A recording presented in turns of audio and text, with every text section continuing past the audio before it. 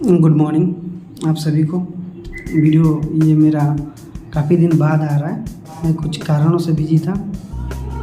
मैं अभी इस वीडियो में बात करने वाला हूँ कि बहुत सारे बच्चों का ये सवाल है, बहुत सारे बच्चों का ये मेरे पास मैसेज आता है कि सर एग्ज़ाम दे के बैठे हैं, क्या करें, कुछ समझ में नहीं आ रहा है, क्या पढ़े कुछ समझ में नहीं आ रहा है। तो मैंने सोचा क्यों ना इस पर्पज़ से एक वीडियो बना दिया जाए, बच्चों को संदेश दे दिया जाए कि क्या करना चाहिए, क्या करें। अभी एग्ज़ाम में बैठे बैठे समय क्यों बर्बाद करें। बहुत सारे बच्चे बैठे बैठे समय बर्बाद कर देते हैं, दिन प्रतिदिन दिन निकलते जा रहा है।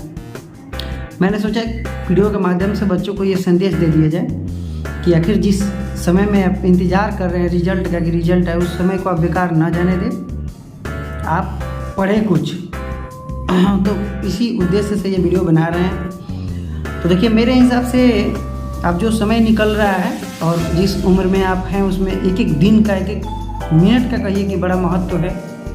तो मेरे हिसाब से आपको करना क्या चाहिए कि ऐसे कोई स्किल सीखना चाहिए जो आज के समय में बहुत उपयोगी हो, डिमांड जिसका ज़्यादा डिमांड हो। तो उसके बारे में हम चर्चा करेंगे। सबसे पहला ये चीज़ कि दो प्रकार के बच्चे हैं, एक तो 10th के एग्ज़ाम देने के बाद में इंतज़ार कर रहे हैं और दूसरा इंटर के एग्ज़ाम देने के बाद में रिजल्ट का इंतज़ार कर रहे हैं। तो जो लोग 10th के बाद रिजल्ट के इंतज़ार कर रहे हैं उनको पहले मेरा सलाह है कि उनको कुछ स्किल से सीखना चाहिए। जैसे सबसे अगर कोई हमसे पूछेगा महत्वपूर्ण स्किल जो है आज के युग में, आज के समय के अनुसार देखते हुए, तो वह है कंप्यूटर। कंप्यूटर आप सीख लीजिए।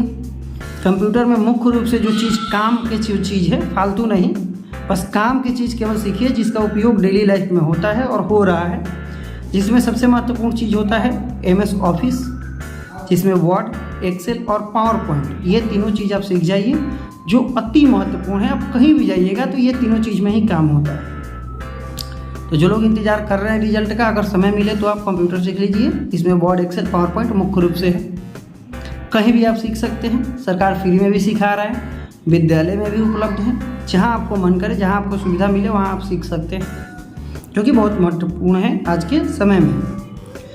दूसरा चीज़ ये 10th के बच्चों के लिए बता रहे हैं। दूसरा चीज़ है इंग्लिश। इंग्लिश आपका जीवन भर साथ नहीं छोड़ने वाला है। अगर इसे नहीं सीखेगा तो हमेशा आप अपने आप को हमेशा ये कमजोरी के रूप में दिखाइएगा कि अरे इंग्लिश मेरा बड़ी कमज़ोर है, इंग्लिश बोल नहीं पाते, इंग्लिश समझ नहीं पाते, इंग्लिश मेरा बड़ा कमज़ोर है। तो देखिए 10th में बच्चे इंग्लिश में ज़्यादा समय देते नहीं हैं तो इनका इंग्लिश ज़्यादा वीक हो जाता है।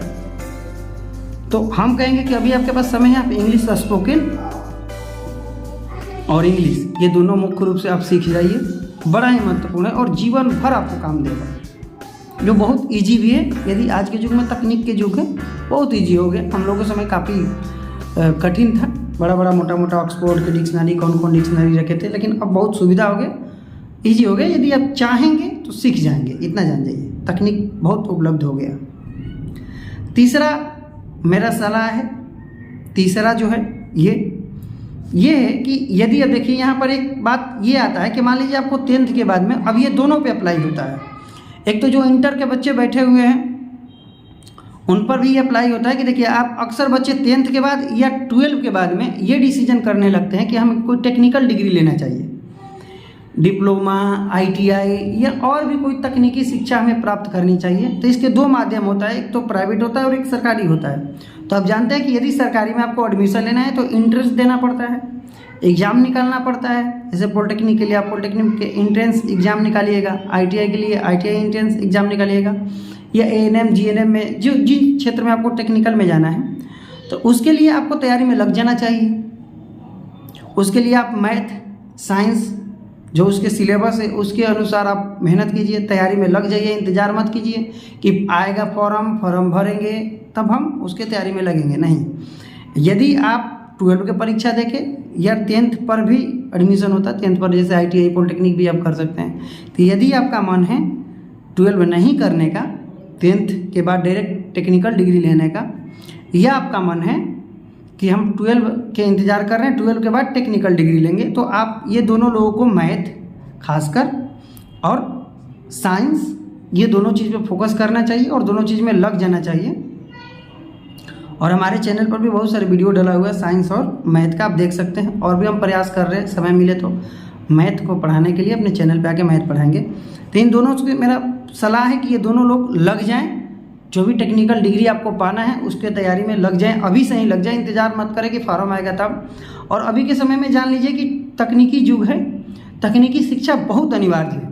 ऐसे साधारण जिनको कुछ नहीं बुझाता है वो तो सीधे उनका सीधे रास्ता बना हुआ है, आईए करेंगे या आईएससी करेंगे, फिर बीए करेंगे या बीएससी करेंगे, वो बस ऐसे ही डिग्री लेते जाएंगे, पढ़ते जाएंगे। लेकिन आज के युग में तकनीकी शिक्षा का बड़ा महत्व है। यदि तकनीकी शिक्षा आप ले लेते हैं तो पहला नंबर की भीड़ जो है उससे अलग हो जाते हैं, इसलिए बड़ा ज़रूरी होता है। तो आप बैठे ना, मेरा ये वीडियो बनाने का मुख्य उद्देश्य है कि यदि आपके पास आगे कुछ करना है तो आप बैठे ना, पढ़ाई जारी रखें। मैंने आपको 3 सलाह दिया, पहला कंप्यूटर, दूसरा इंग्लिश स्पोकन बहुत ज़रूरी है, आप हर जगह जाइएगा आपको ये आवश्यकता पड़ेगा। और तीसरा जो है मैथ और साइंस, इसमें आप लग जाइए। या एक और देखिए, जो 12 के बच्चे हैं उनमें ये भी होता है कि अब हम कंपटीशन की तैयारी करेंगे, ग्रेजुएशन में एडमिशन करेंगे, तो उनको भी मेरा सलाह है कि अब तैयारी कब करेंगे, जब एडमिशन हो जाएगा तब आप लग जाइए तैयारी में। और नहीं तो हम तो ये सलाह देते हैं कि एक टेक्निकल डिग्री ले लीजिए कोई भी, और तब आप तैयारी में लगिए, या उसके साथ साथ तैयारी में लगिए, तो आपके लिए राह जो है आसान बन जाता है। सब जो भीड़ है ना, भीड़ से आपका रास्ता अलग हो जाता है, आप एक पार्टिकुलर एक वे में चले जाते हैं, एक अलग आपका रास्ता हो जाता है। तो यही मेरा आप लोगों के लिए सलाह है। सलाह कैसा लगा कमेंट में बताइएगा, और आगे वीडियो बनाएंगे। वीडियो देखने के लिए धन्यवाद, थैंक यू।